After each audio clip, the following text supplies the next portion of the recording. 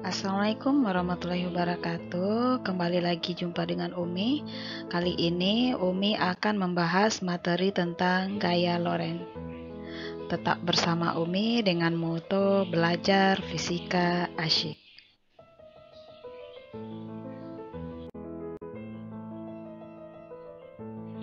Nah, apa yang akan kita bahas? Yang pertama, pengertian gaya Loren.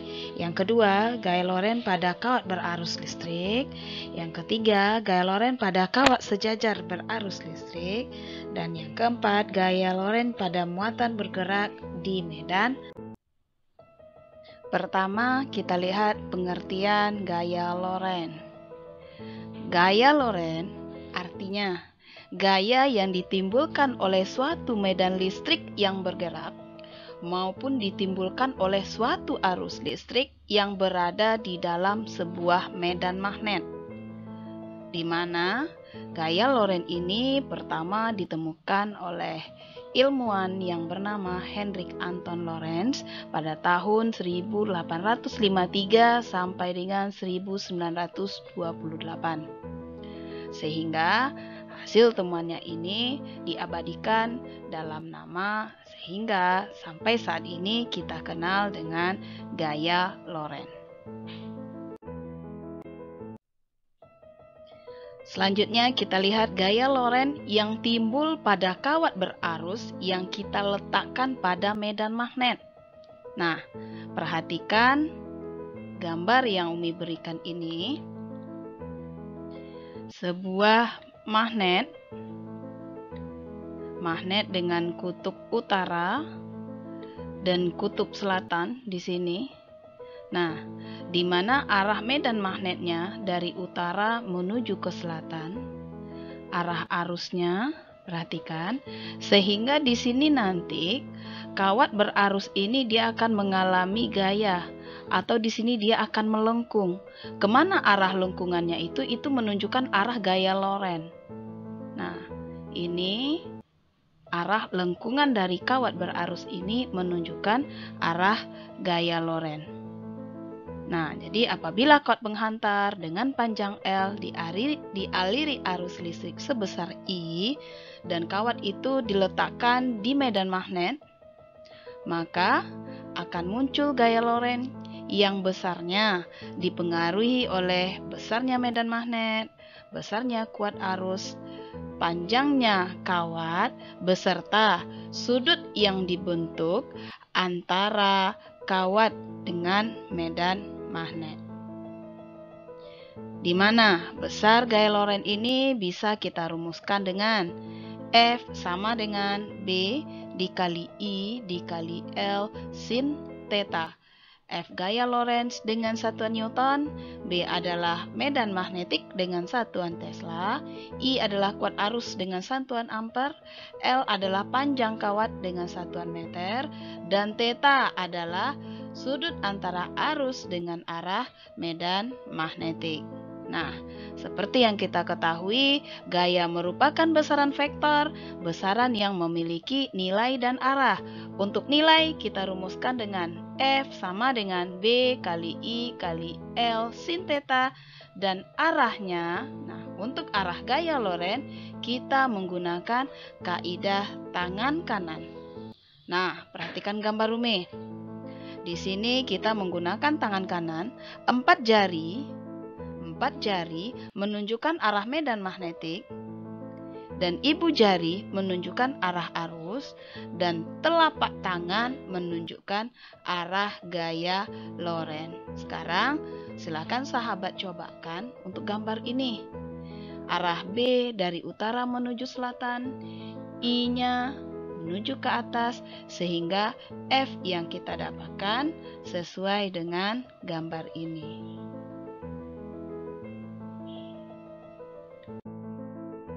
Selanjutnya kita lihat contoh soal. Sebuah penghantar lurus 40 cm yang berarus 5 ampere diletakkan di dalam medan magnetik 1 Tesla. Jika penghantar tersebut mengapit sudut 60 terhadap garis gaya magnet, maka penghantar tersebut akan mengalami gaya Loren sebesar titik-titik. Nah, yang pertama yang diketahui di sini adalah diketahui L-nya 40 cm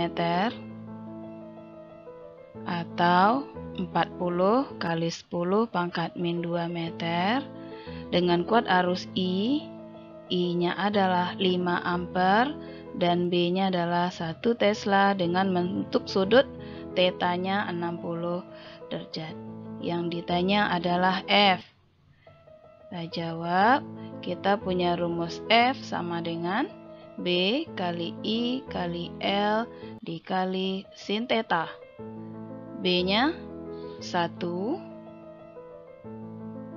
I-nya 5, L-nya 40 kali 10 pangkat min 2 sin 60 sama dengan 200 kali 10 pangkat min 2 sin 60 adalah setengah akar 3. Sehingga 2 dibagi 2 dapatnya 1. Oke, sehingga kita dapatkan besar gaya Lorentz-nya adalah akar 3 Newton. Contoh soal selanjutnya. Sepotong kawat berarus listrik I dengan arus sejajar dengan Y- berada di antara dua kutub magnet. Perhatikan gambar. Kawat ini akan mengalami gaya Lorentz. Perhatikan. Arah dari medan magnet adalah dari utara menuju ke selatan. Oke, di sini Mi bikin arah B dari utara menuju ke selatan. Ini arah B. Selanjutnya, dengan arah I sejajar dengan sumbu Y-. Sumbu Y- berarti dia ke sini nih. Sejajar dengan Y-, ini dia I. Nah, dengan menggunakan kaidah tangan kanan, maka kita akan mendapatkan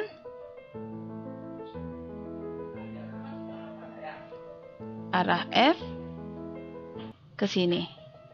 Berarti jawabannya yang benar adalah menuju X negatif. Kita coba lagi. Sebuah bidang datar di antara dua kutub medan magnet utara dan selatan ditempatkan sebuah kawat berarus I. Nah, perhatikan. Kembali kita lukis arah B dari utara ke selatan, ini B, arah I. Nah, dengan menggunakan kaidah tangan kanan. Maka kita akan mendapatkan F-nya ke sini. Nah, ini dia arah F. Berarti arah gaya Lorentz-nya sama dengan masuk ke bidang kertas. Ingat, di sini kita menggunakan kaidah tangan kanan, di mana 4 jari menunjukkan arah medan magnetik, ibu jari menunjukkan arah arus, dan telapak tangan menunjukkan arah gaya Lorentz-nya.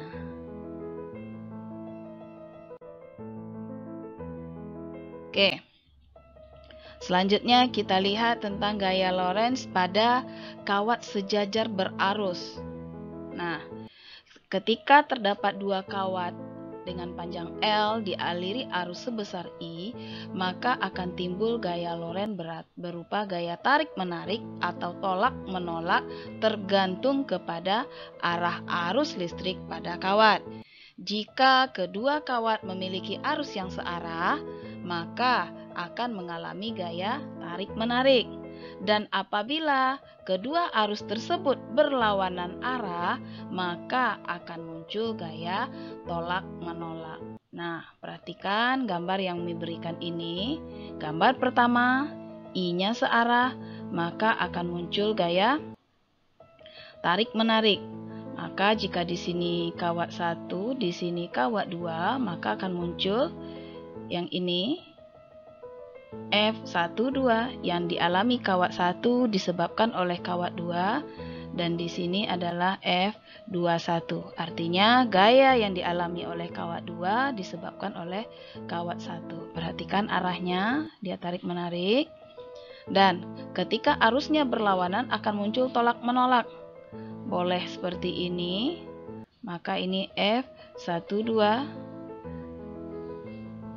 F21, di mana besarnya gaya yang dialami bisa kita rumuskan dengan μ0 dikali I1 dikali I2 dibagi 2 pi A dikali dengan L, di mana A adalah jarak antara dua kawat sejajar.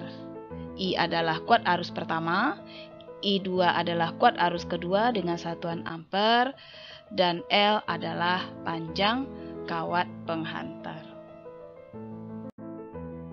Nah, sekarang kita lihat contoh soal. Dua kawat 1 dan 2 masing-masing panjangnya 50 cm, dialiri arus 4 ampere dan 5 ampere. Jika kedua kawat terpisah sejauh 10 cm, maka besar gaya Lorentz yang dialami kedua kawat adalah. Nah, langkah kerjanya kita lukis gaya. Karena dia searah, maka akan muncul gaya tarik-menarik. Di sini F12 yang dialami kawat 2 adalah F21, di mana F12 akan sama dengan F21. Yang diketahui, yang pertama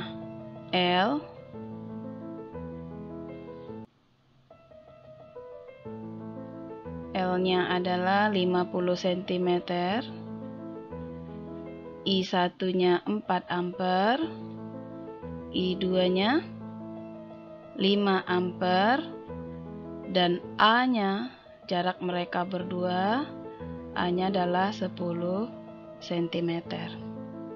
Yang ditanyakan adalah gaya yang dialami kedua kawat, di mana F12 sama dengan F21 kita rumuskan dengan μ0 kali I1 kali I2 per 2 VA dikali dengan L. Kita masukkan angkanya. μ0 4V dikali 10 pangkat min 7, I1-nya 4, I2-nya 5 dibagi dengan 2V. A kita, jarak antara kedua kawat adalah 10 cm, kita konversi ke meter. 10 kali 10 pangkat min 2 dikali dengan panjang kawat 50 cm, kita konversi ke meter. 50 kali 10 pangkat min 2. Oke, kita coba 4V dibagi 2V, dapat di sini 2. Nah, sehingga kita dapatkan 4 dikali 50, 200 kali 10 pangkat min 7, atau 2 kali 10 pangkat min 5 Newton.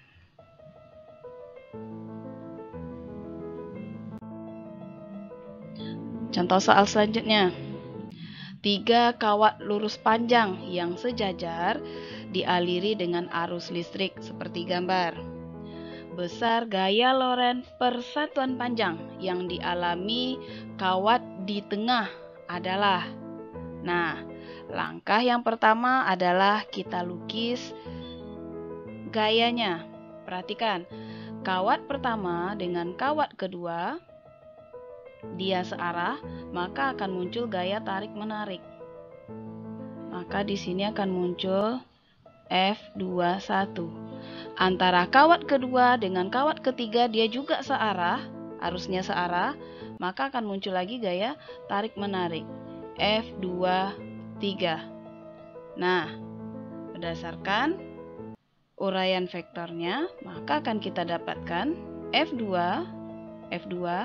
akan sama dengan F23 dikurangi dengan F21. Kenapa kita kurangi? Karena dia merupakan vektor yang berlawanan arah.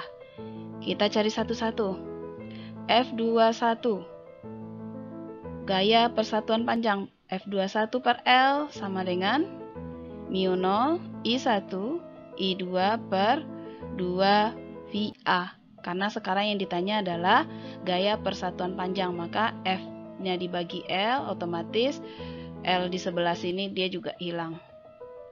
Maka hasilnya menjadi 4V kali 10 pangkat min 7 dikali I1 besarnya 2, I2 besarnya 3 dibagi dengan 2V. Jarak, kita lihat A1 jarak kawat 1 dengan kawat 2 adalah 4 cm. Maka di sini kita konversi ke meter, 4 kali 10 pangkat min 2. Perhatikan. 4V dibagi dengan 2V dapat 2 habis, sehingga kita dapatkan 3 dikali dengan 10 pangkat. Di atas 10 pangkat min 7 dibagi dengan 10 pangkat min 2. Jadinya 10 pangkat min 5 Newton. Selanjutnya F23 per L akan sama dengan mu0 I2 I3 per 2VA2, di mana A2 jarak antara kawat kedua dengan kawat ketiga adalah 6 cm. Kita konversi ke meter, 6 kali 10 pangkat min 2. Berarti 4V kali 10 pangkat min 7, I2 kita 3, I4 kita 4, dibagi 2 kali V kali A2 adalah 6 kali 10 pangkat min 2. 4V dibagi dengan 2V dapat 2. Ini 3-3-nya habis, sehingga kita dapatkan 4 kali 10 pangkat min 5. Maka besar F2 akan sama dengan F21 F23. Oke, salah di sini. F23 dikurangi dengan F21. F23 4 kali 10 pangkat min 5 dikurang F21 3 kali 10 pangkat min 5, sehingga kita dapatkan F2-nya adalah 1 kali 10 pangkat min 5. Nah, kita mendapatkan nilainya positif. Apa arti positif? Ini menunjukkan bahwa arah gaya yang bernilai positif tadi itu adalah F23. Maka arah gaya menuju kawat ketiga, atau secara fisiknya nanti kita akan melihat bahwa kawat I2 ini dia akan condong atau ditarik menuju kawat I3.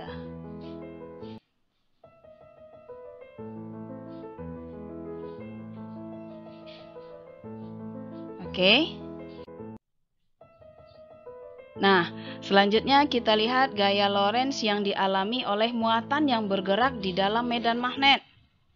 Nah, ketika terdapat muatan listrik Q yang bergerak dengan kecepatan V pada suatu medan magnetik sebesar B, maka muatan tersebut akan mengalami gaya Lorentz yang besarnya kita rumuskan dengan F Lorentz sama dengan Q dikali V dikali dengan B dikali dengan sin alfa, atau Umi lebih suka menyebutnya dengan BQV sin alfa, di mana Q adalah muatan listrik dengan satuan Coulomb, V adalah kecepatan gerak muatan listrik dalam satuan meter per sekon, B adalah membuat medan magnetik dengan satuan Tesla, dan alfa merupakan sudut yang dibentuk antara medan magnetik dengan arah kecepatan dari muatan.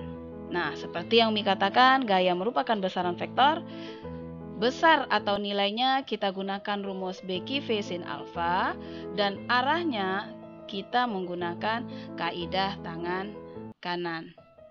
Nah, dengan aturan ibu jari merupakan arah kecepatan dari gerak muatan.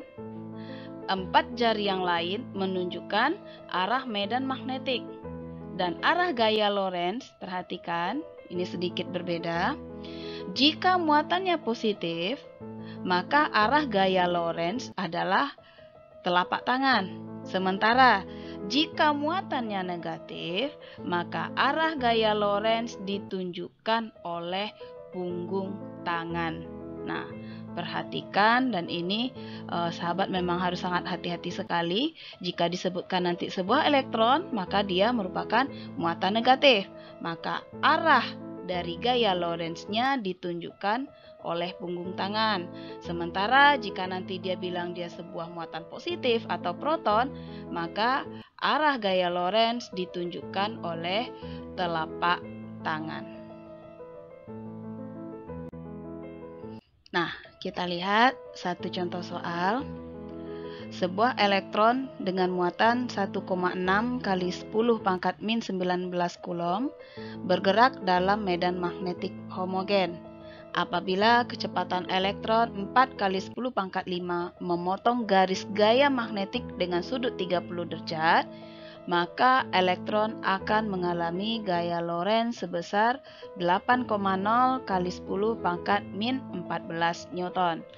Maka besar induksi magnetik adalah, berarti di sini yang diketahui Q 1,6 kali 10 pangkat min 19 Coulomb bergerak dengan kecepatan V 4 kali 10 pangkat 5 meter per sekon, memotong dengan sudut, nah di sini alfanya 30 derajat, dan menghasilkan gaya Lorentz itu F 8,0 kali 10 pangkat min 14 Newton.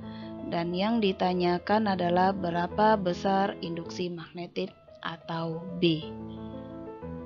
Oke, kita jawab. Kita punya persamaan F sama dengan B kali Q kali V dikali sin alfa. F kita 8 kali 10 pangkat min 14. B yang dicari. Q kita 1,6 kali 10 pangkat min 19. V-nya 4 kali 10 pangkat 5. Dan sin alfa, alfa kita adalah 30 dan sin 30 adalah setengah. Nah, kita mulai. 4 dibagi 2 dapat di sini 2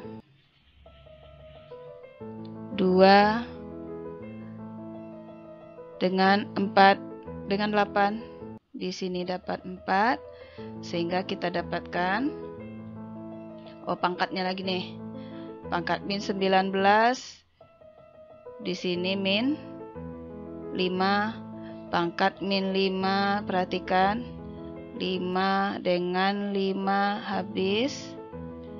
Nah, kita dapatkan 4 sama dengan B dikali dengan 1,6. Maka B akan sama dengan 4 per 1,6 sama dengan 1 per 0,4 sama dengan 10 per 4 akan sama dengan 2,5 Tesla. Oke, cukup mudah.